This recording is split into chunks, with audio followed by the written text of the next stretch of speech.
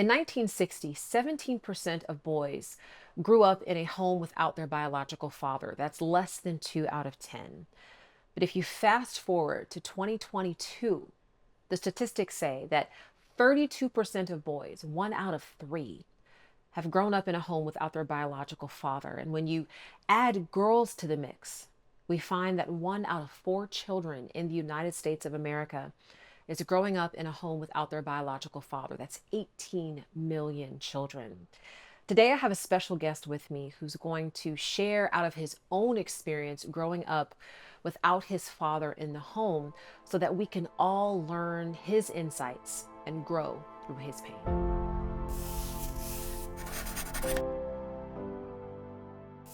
Hey, y'all, welcome back to the Nona Jones Show. In one of my first few episodes, I shared out of my personal journey dealing with the wounds that I suffered at the hands of my mother growing up as a child. Now, even though I shared that, today I want to discuss the other side of that coin. I want to discuss father wounds. Now, here's the thing. My father died shortly before my second birthday, but one thing I know for sure, based on the experiences that other people had with him when I was a baby, is that he would have been a present and active, loving force in my life had he lived. My dad did everything he could possibly do to try to imprint his love on my heart. And so even though he's gone, his love for me is absolutely unquestioned in my heart. Now, the thing about fathers is that fathers are supposed to love and protect their children at all costs. But I think a question that so many people are having to grapple with is, what do you do if instead of protecting you and loving you, your father is actually a perpetrator of your pain? Well, today I'm really excited to have a special guest with me, and he's someone that you probably have not seen in front of the camera, but I can assure you he handles literally everything in my life, and he serves as the chief operating officer for my ministry and my team. His name is Antwan Steele, and we're going to discuss his complicated relationship with his now deceased father. Antwan, I'm so grateful for you making the time to have this conversation. Thanks for having me. I appreciate it. So Made it to the big couch. I think before we even get started, like, how are you feeling? Because this is going to be the first time that you've actually publicly shared this. How are you feeling? I'll probably say I'm a little nervous just because I'm used to being behind the scenes and I'm Mm-hmm. also a really private person. So I don't Mm-hmm. typically share my life publicly. Yeah. And so a little bit reserved, a little bit anxious, but I think it'll be good. I Yeah. think it'll be good. No, I think this episode is going to be really important to a lot of people. And so I'm grateful that you're even willing to do this. And I want to start at a place that I actually had not planned to start at, because we were having a conversation earlier in preparation for this conversation. And I learned some things about you that I didn't even know. Hmm. And so um, you mentioned to me that for a pretty significant period of your life, you had one understanding of who your father was. And I'd love for you to just start there and share what your understanding was. Sure, sure. So growing up, the first memory of me having a father was me actually not having a father. So I can Mm, just remember growing up and being around my friends and classmates, but I realized that my father was not present in the home. mm, And so the story that I was told as a child was that my father was incarcerated, he lived on the West Coast, and that my mother couldn't really get in contact with him. And so that's why he mm. was not present in my life. And then over the years, they sort of lost contact, and that was the story that I was told. Okay. Okay. So, how did that make you feel? Just that awareness that your father was somewhere locked up and you couldn't access him. Like, how did you, I guess, grapple with that? I would say probably during childhood, I felt just different. I would Mm, say a lot of people around me would, they had fathers in their lives. And when I thought about like my classmates, and then also when I think of like my family structure, I have two siblings mhm, and both of their fathers are present. And I don't mm, come from a line of people that where the fathers aren't in the homes. I can think of my grandmother, both of her parents were present. mhm, My mom has both of her parents, and then my grandfather also has both of his parents. And so to mm, me, or the story that I told myself was that I was different, or maybe I was a mistake. So I think I was mm. just grappling with the fact that I just felt different. I Yeah. felt really different growing up. Yeah. Almost like an outsider because you're in a situation where literally everyone around you Yep. has their father in their life and then you don't. Yep. Hmm. Okay. Definitely. So your understanding was your father was incarcerated somewhere but lost contact with him. Take us to when you were 25. Okay. And apparently there was some sort of situation that happened that made you realize that your understanding of that situation was actually not correct. Take us Sure. into that and what Sure. So happened. I'll have to give you a little bit of context. Sure. So I think, so by the age of 25, I had graduated from college Mm-hmm. and I was in graduate school. I had achieved quite a lot for somebody of my age, going to Ivy League schools, Mm-hmm. and I pretty much any goal that I set out to accomplish, I accomplished. Mm-hmm. And so one day in grad school, I was just sitting back and just looking at my accomplishments, and I thought about the fact that I don't have a father. And that was like one of the things that was kind of left missing in my life. I'm like, Mm-hmm. I really want to at least identify who he is. Maybe not necessarily have a relationship, but that's just kind of been a question in terms of my identity. It's like I can trace my mother's side of the family, but it was just a struggle. I didn't have any leads in terms of knowing who my father was, that family, or anything like that. So I took it upon myself to hire actually a private investigator Wow. because my mom, her and my father were not in a committed relationship. They were in a casual relationship and they lost touch after I was conceived. And we just kept hitting dead ends after dead ends in terms of trying to locate him. And so, Mm-hmm. like I told you, I was in grad school, and that was kind of like the only thing that I felt like I couldn't accomplish at that particular time. So, after hitting so many dead ends, I decided, hey, I'm going to go the private investigator route. And the person that my mom thought was my father at that particular time has a really common last name, common first name and last name. And so, the Mm-hmm. private investigator, we would just keep hitting dead ends and dead ends and dead ends until one day she suggested that we take an ancestry DNA test. So we took the ancestry DNA test and discovered that I had a sibling that had a different last name than the one that we were searching for. Hmm. And so to my surprise, I'm like, that seems different. We that's a different last name. Like what's going on here? Yeah. And so I took it to my mom and she told me that it could potentially be somebody else. Like I could potentially have another father, which Hmm. was news to me. I didn't suspect this. I'd always been told this story my entire life. Yeah. And so at that particular time, I'm like, okay, well, this is strange, but let's go with it. Mm. It turns out that this person actually lived in the city that I live in. So he lived in Nashville. So the person Wow. that we've been searching for 25 years lived on the West Coast, but this guy actually lived in Nashville. And so through process of elimination, we couldn't get in contact with the other gentleman. We decided to reach out to this gentleman to see if he was in fact my father. So we Mm. found him through Facebook and we sent him a message and letting him know that there would be a possibility of him being my father to see if he'd want to take a DNA test. So my first time meeting this gentleman was at a DNA testing center in 2017. Yeah. So take me back to the moment when you're told actually it could be somebody else. I know you said you were like, oh, that's strange, but I have a feeling that wasn't exactly how you took that Right, news. right, right. So, like, what ran through your mind? Because I can imagine that would be probably one of the most unnerving pieces of information because your entire identity, your life was built on, even though you didn't know this person, right? But you at least had a sense that my father is somewhere in California. Sure. And then it was like, actually, it could be somebody else. So, like, Yeah. what were you feeling in that moment? I think there was so much going on at the moment that I didn't really take a moment Mm-hmm. to kind of process the fact that it was somebody different. I think in my mind, I'm like, hey, we actually have a person. We can point. He has a name. He has a Facebook page. Let's just keep it Let's just moving. keep it moving down this track versus focusing on the fact that all this time we spent, all these other years, was really, Yeah. wasn't really fruitful. So I think in my mind, I didn't really process the fact that I had been essentially told a lie, Yeah. right? So I think I was just focusing on figuring out if this guy through the process of elimination. If it's not this guy, then we'll go back to the private investigator. So I think in my mind, it almost felt like we were moving closer to finding out who my father was Yeah. versus like this jarring news. It Sure. didn't register like that. Okay. We'll come back to that because I Sure, do think that there is something there, but I think we need to get further along in the story. sure. So, all right. So, you, I guess you met him at this At the DNA DNA test. testing So center, he showed up. he showed up, but it was not an easy.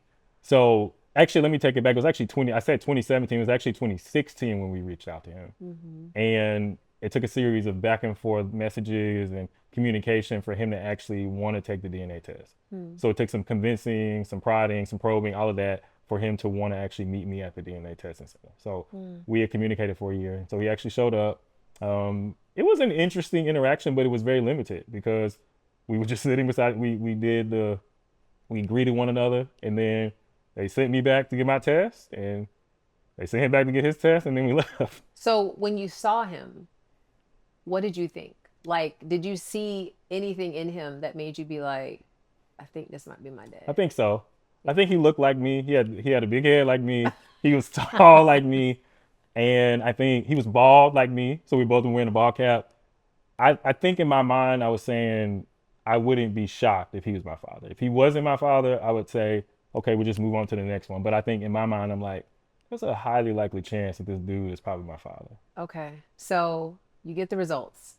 Yeah, so about a week later, I actually went out of town. So we didn't talk after that at all. So Mm-hmm. we went out of town, went to LA, and then I got the email results that he is my father.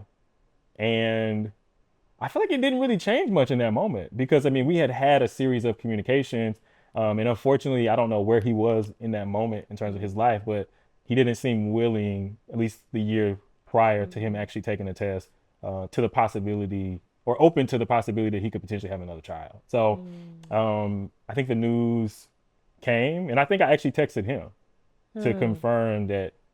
I was like, "Did you see the results?"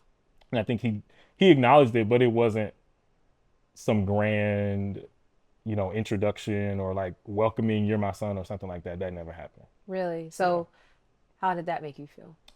I think in retrospect, I had this ideal of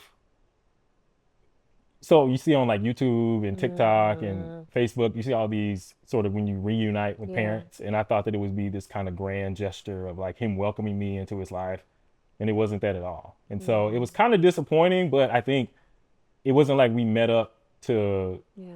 to review the results or anything like that. It just was read it on my phone. He read it on his phone, and it was just like, okay, you're my son, but it wasn't a like, oh, I'm happy you're my son or welcome or Hmm. anything like that. Or like, I want to get to know you and like tell me That about came yourself. down the line. That came down the line. Like we had Mm-hmm. conversations in person when I got back to Nashville, where he, apologized for the fact that he wasn't there. He said that he didn't know that I was his son, which is understandable. And he said that he wanted to be present in my life. So I Mm. took him for his word. But Okay. again, I was in grad school. I wasn't living in Nashville, so it was really hard for us to actively build a relationship in Sure. person. Sure. Yeah, Okay. We'll come back to that in a second. sure, So it's confirmed he is your father. You go back to your mom. What do you learn about how they met or like what he was like? Or because I'm assuming you would have questions like, sure, okay, so tell me about him. So what did you learn? sure. I think I didn't learn a lot. I didn't probe that deeply into it, but I Mm, think she acknowledged the fact that she had initially thought wrong and that mm, it could potentially that it actually was this other person. At the time she suspected, but mm, she acknowledged that it would be a possibility.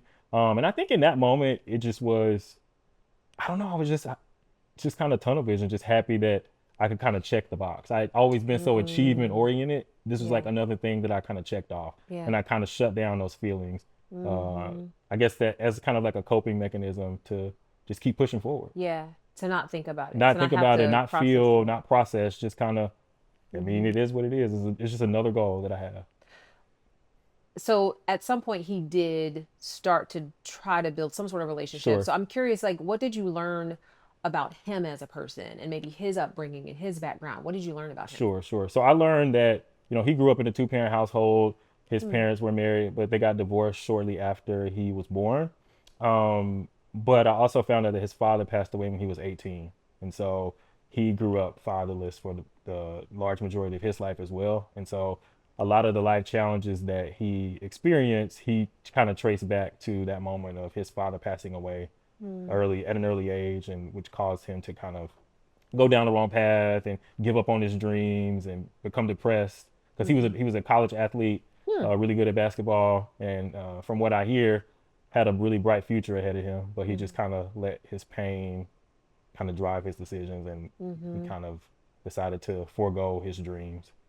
And what did that look like? Like, what did he end up doing? Like Like, being incarcerated, oh, okay, he in got and out of, locked up. being incarcerated, in and out of jail. I would say also, he also had several children, which also Mm, kind of stunted his ability to play at a professional mm-hmm, level because he had to mm-hmm, take care of responsibilities at home mm-hmm. and things like that. Okay. Okay. No, that's super helpful. I'm curious then, because so you literally spent 25 years without a father, like with this idea that, okay, my father's somewhere inaccessible. It would be cool if I could find him, but he's inaccessible. Sure. Now you realize, oh, wait, he's in my hometown. He's actually down the road. Right. Um, what did it look like for you to build a relationship with him? Like, what was that process like with him? So I think initially when I went into it, I didn't have an expectation that we'd have a relationship. I Mm, think when I sought out to find my father, I think I just wanted to be able to identify who this person was, whether they mm-hmm. were living or not, and then just kind of be able to trace the lineage. Yeah. But when we had that second meetup after the test results, he, like I said, he apologized for not being there, but then he also said that he wanted to be a father. Mm, And I think at that particular time, I started to like be open to the idea that mm, he would be my father and open to building that relationship. And I think at the beginning it was semi-consistent, mm-hmm. but there's also an entire year of Yeah. him being inconsistent and not following through. And we'd have times when we were supposed to meet up and he would go ghost or not show up or Mm, not respond. And it would be always me trying to convince him to meet up or me trying to convince him to take the DNA test. So that was always kind of in the back of my yeah. mind of, okay, he's saying one thing, but his actions are not necessarily aligning or lining up with what he's actually saying. I'm curious, because I've heard that there are instances where, children growing up without either parent, mother or father, can have resentment toward the parent who is there. And so as you think about growing up in a situation, you said you have two siblings who have their father. Sure. Um, how did you react, or how did you kind of interact with your mom? Did you have resentment, or what was that like for you up until the time you met your dad? I'm just curious how you process that, because I know on the one hand you're like, oh, I just kind of stuffed it down, I just didn't deal with it. Sure. But I believe that trauma has a way of bubbling up and out of us. Absolutely. So I was curious how that happened. I would say in a number of ways. I think there was a lot of anger. Mm, So I definitely had a lot of anger, a lot of outbursts, within the home. Um, my mom would probably tell you that I was probably the most difficult child to raise, just really? because I just had a lot of energy, a lot of pent up anger. A lot of people said I had a smart mouth, so I always had something That back is to say. quite Is true. this is it surprising? No, that is quite true. Okay. I see where you honed your Yeah, so I gift. think, Yeah. I probably gave her a hard time in Mm, just raising boys, just because I think I was just angry. yeah. I was angry that I didn't have a father. I was angry that like nobody could provide me answers. I was angry that Mm, everybody around me had their fathers and they were present in their lives and I didn't. And so for hmm. me, I guess I was just mad all the time. Yeah. I would just be really snappy, short tempered, and yeah, like that. Thinking about parents now, like putting on the hat of a parent who is raising a child who maybe the father isn't there, or even the mother isn't there, and the child is just angry. Thinking back on your younger self, is there something that could have been done or said that you think would have met you at your place of anger and given you a sense of peace? Like, was there something that could have happened that you were looking for? Hmm. It's a good question. I would probably say acknowledgement of it, Mm, but also like more regularly. Like we'd have conversations when if I become overly emotional about it one time. I can remember there were several moments during childhood when I become emotional about the fact that I didn't have a father. So we'd have that conversation with my mother. Those instances probably were less frequent as I got older. mm-hmm, As you start to mature into a man, they tell you not to cry, they tell you not to show your emotions. And mm, so I'm suppressing. I'm just suppressing, not really letting these things out. But at some point, they bubble up. yeah. So I think creating a space to just acknowledge the hurt and the pain, Mm, because just acknowledging it one time doesn't go away. yeah. Because in childhood, I might when I first discovered that I didn't have a father, that's the hurt. But then when I'm in middle school and high school playing sports and all the other people have their fathers and I don't, that's another trigger. So there are constant triggers that come throughout the lifespan of somebody. And so you have to, I would say, acknowledge the hurt Yeah. continuously. So you mentioned earlier that your dad had other children too. And so was he present in their lives? Was he like active in their lives?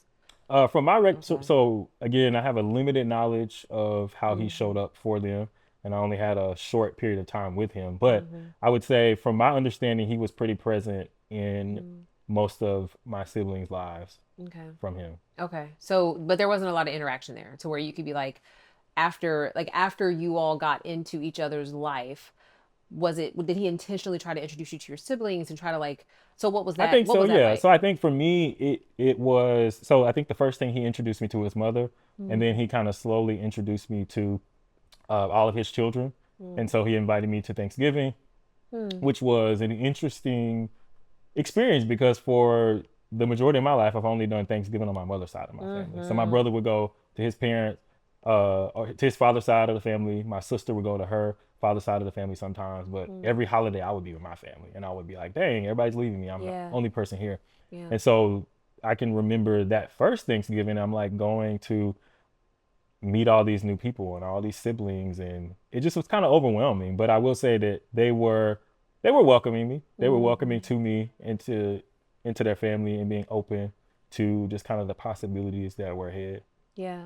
That's a blessing. I know of several instances where sadly and of course this wasn't your case, but let's say a husband stepped out on his Sure, wife, had a child, sure. and had nothing to do with the child.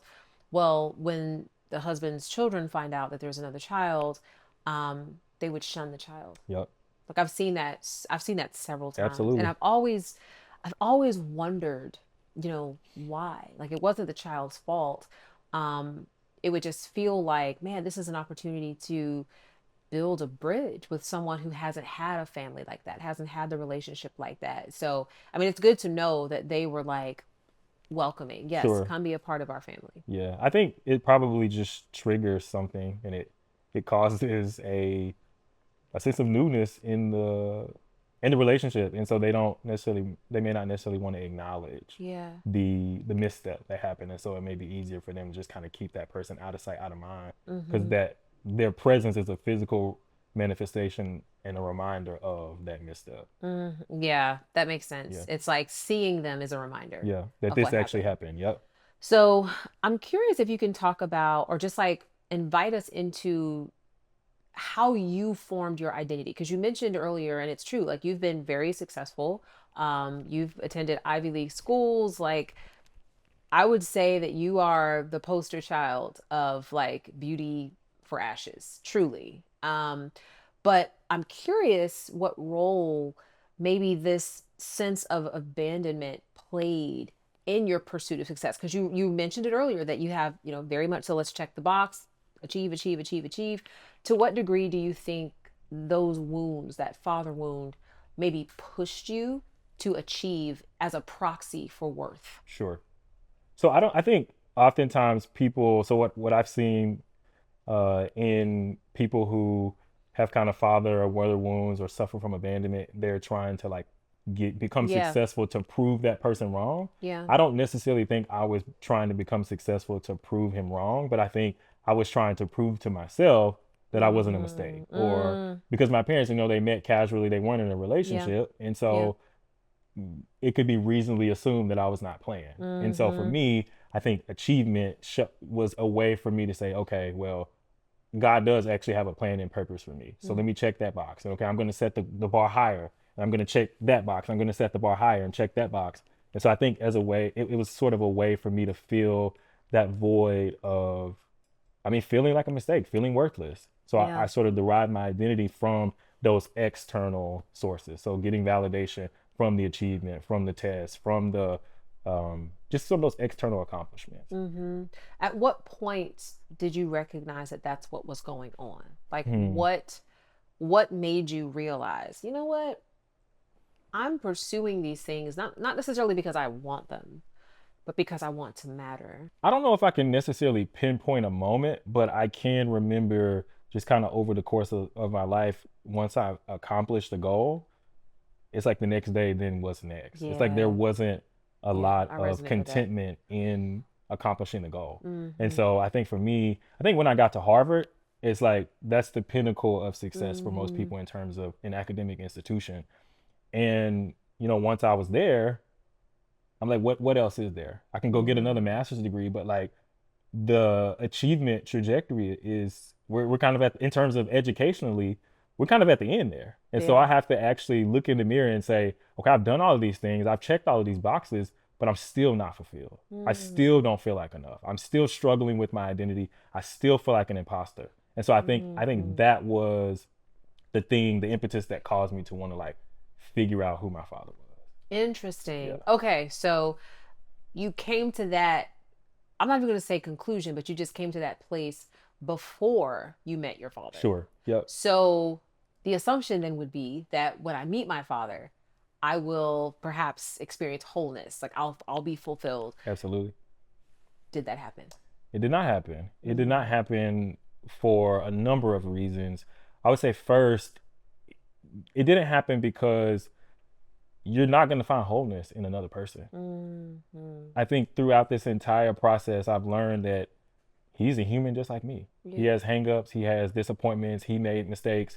And so looking to him to fill the void of 25 years of just his absence, it's not going to do it. Mm-hmm. That's not enough. Yeah, I think that was number one. But then also number two, like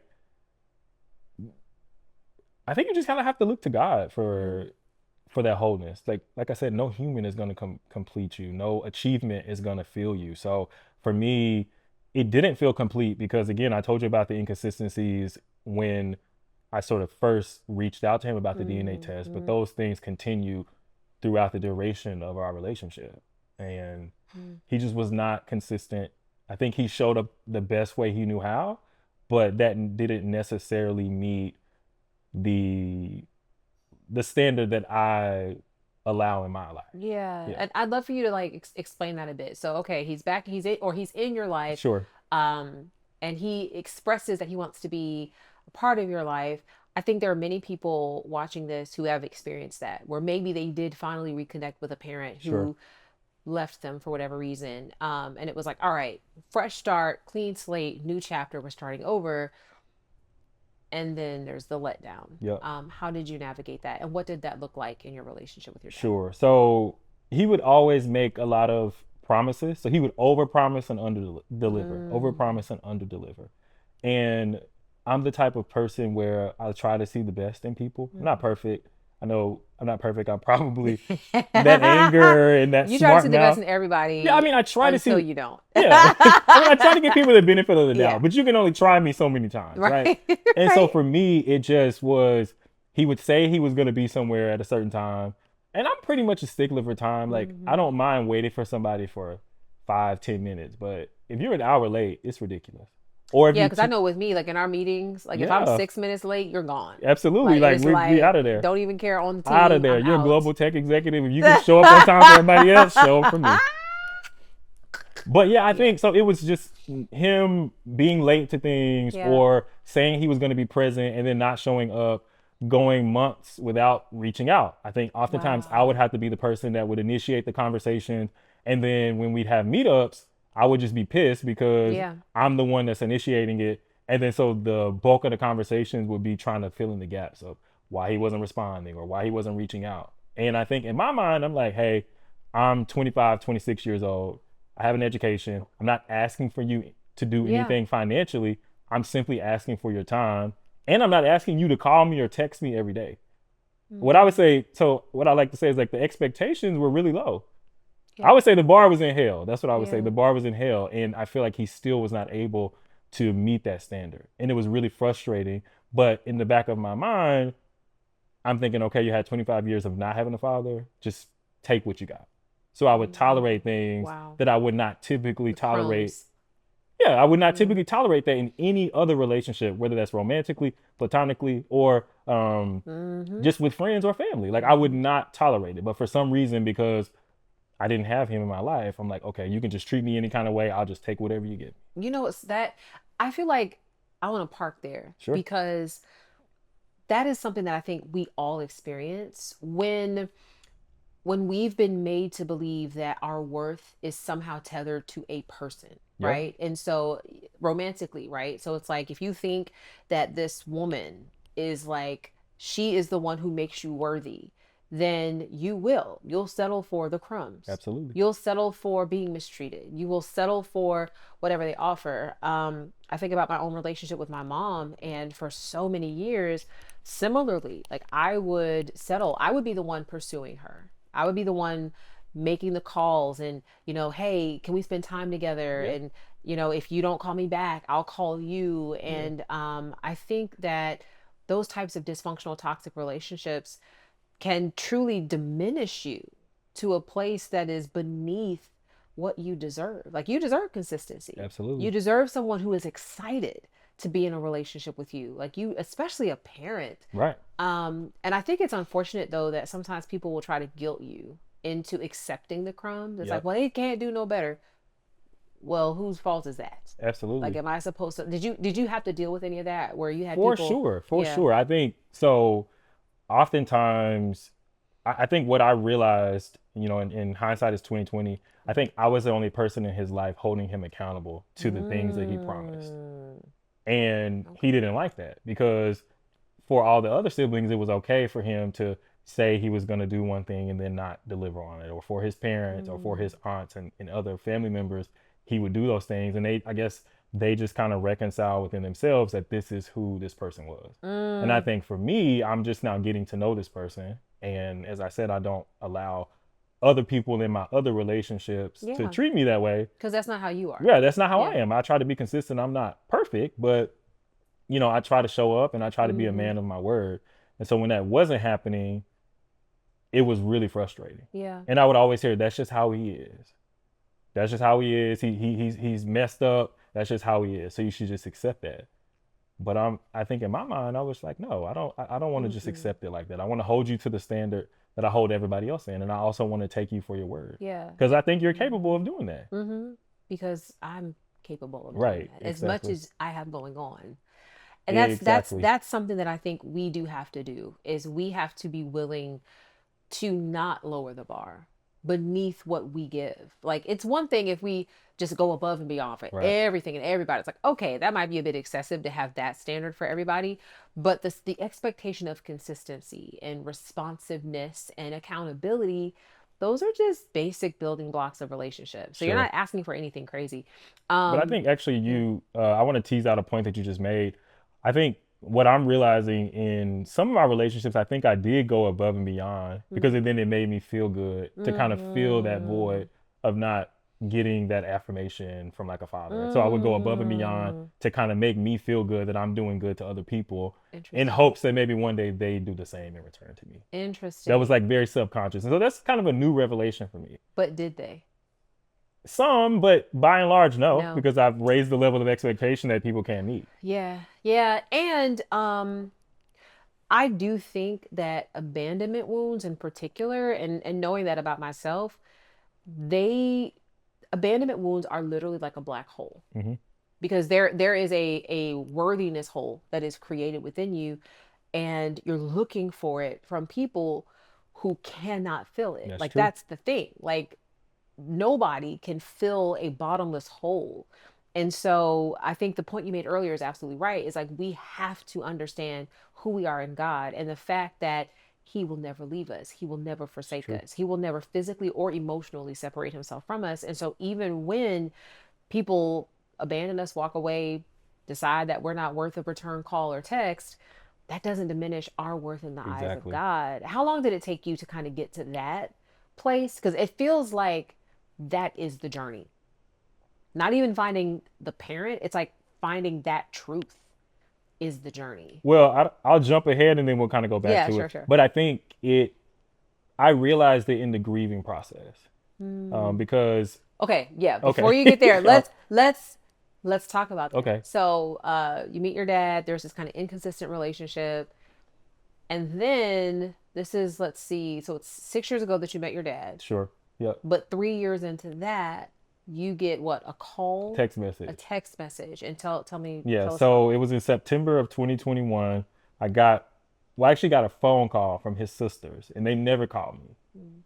I had actually only met them that year. It's Mm-hmm. probably 6 months prior to that. So they never called me. We sent a text Yeah. message back and forth to one another here and there. So they called, but I missed the call.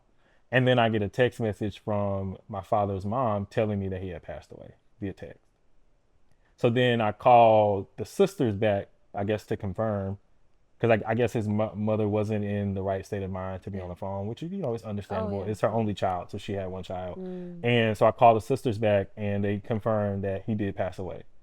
And I think in that moment, it still felt unreal. Felt unreal Mm. because the month prior, I had cut communication off with him because we Mm. had had one of our so extended periods of time where we hadn't met up, where we hadn't Yeah. talked or met, and then we met up, and I just felt like he wasn't being truthful with me, Mm. and I just honestly had just gotten tired of it. I was like, Yeah. I don't want to continue dealing with the inconsistency. So he had actually reached out to me prior to 2 weeks prior to his death, so kind of reaching out, checking in, Mm. but I didn't respond, and so then 2 weeks later he passed away. Mm. And I think in my mind at that moment, I think I was shocked. It didn't really seem real, but also he wasn't a part of my day to day life. Yeah. So it wasn't as if I felt this huge void. Sure. I guess it just kind of felt unreal because Yeah. he'd have been so inconsistent for the past 4 years. And then you're like, he's dead, but I also hadn't seen him in a while. So I guess I wasn't really registering the fact that he had passed away. Yeah. So obviously a lot of just emotions, a lot of layers of Sure. emotions. You mentioned it was the grieving Hmm. process when you started to really unpack some of these things. What did the grieving process reveal to you?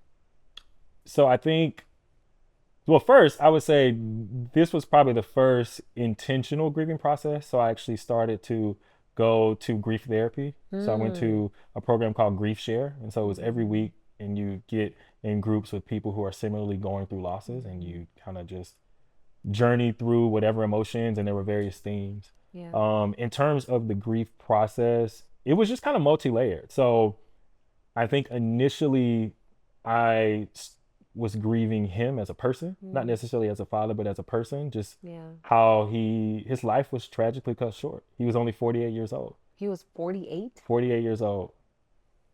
So his life Wow. was tragically cut short. I'm sure he had dreams and aspirations and hopes, and he Wow. wanted to do better. And so I think I mourned the fact that he wouldn't get the opportunity to do that again. So I think that was the first part of the grieving process, and just I think also mourning the potential relationship that we could have had. Mm. But I think just person to person. In my mind, it wasn't even father. I didn't necessarily see him as my father. He was my Mm. biological father, but he wasn't like the father Yeah. figure. Yeah. And so I think initially it was just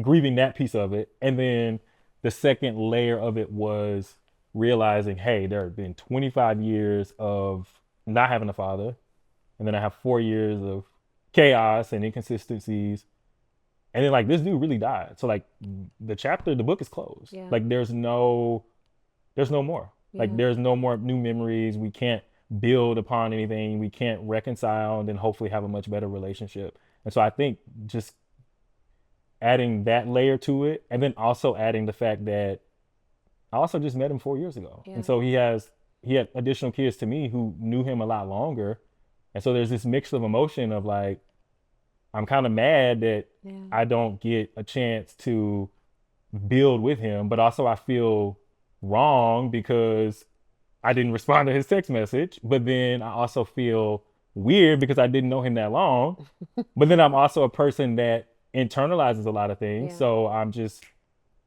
know how to keep it moving. So externally, I'm like, nothing really changed. And I didn't Yeah. post about it on social media. So I think it was just this competing, just trying to deal with it internally in the best way that you know how. Because Mm-hmm. I also didn't share Mm-hmm. this new journey with a lot of people because there was a lot of shame around Yeah. my story. Yeah. And so I couldn't just there were very few people that I could turn to because a lot of people didn't know about it. Mm. And so you have this complicated history, but then he's gone, and a lot of people don't know about the story. And I'm not Mm. going to post it on social media. I did actually post. I posted. I put up a post that asked for prayer, but I don't know. It's just complicated. I didn't really know how because on the one hand I would feel bad, but on the other hand I'm like, dang, this really sucks. I feel bad for this dude. He really passed away. Hmm. Yeah, I remember that season being one where even I wasn't exactly sure how to show up for you because I figured there was more to the story. But I also didn't want to pry Sure, and be like, so give me the ins and outs of this sure, situation.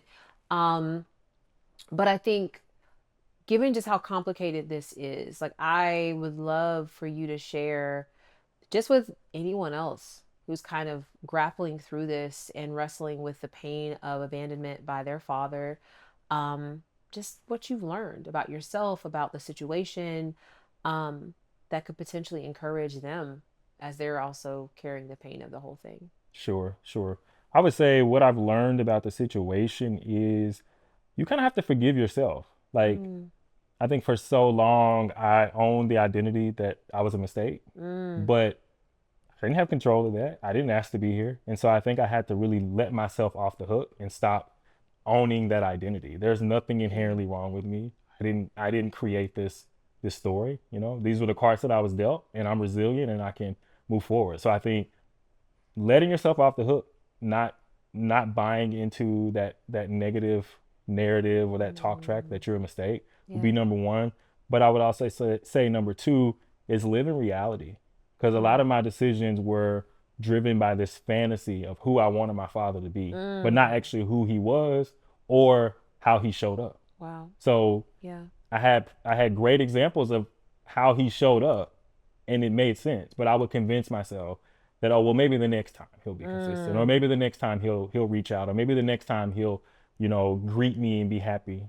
And I don't mean to paint it as if it was all negative, but I think lowering those expectations and just meeting people where they are. yeah. And I would also say as well is having empathy for the person. Yeah. So my father, it was his first time on earth as well. So he was navigating a lot of things. And I shouldn't be responsible for his pain or his journey, but I do have empathy. And, people make mistakes. People Yeah. disappoint us, even our parents. And Yeah. so just being okay with the fact that he's a human too.